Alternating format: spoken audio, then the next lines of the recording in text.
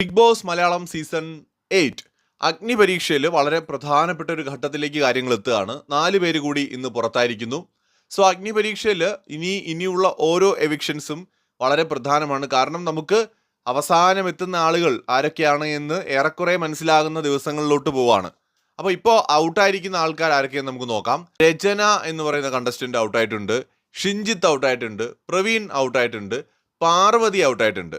So ഇതൊരു fair eviction ആണോ എന്ന് ചോദിച്ചാൽ നമുക്കങ്ങനെ തീർത്ത് പറയാൻ പറ്റില്ല.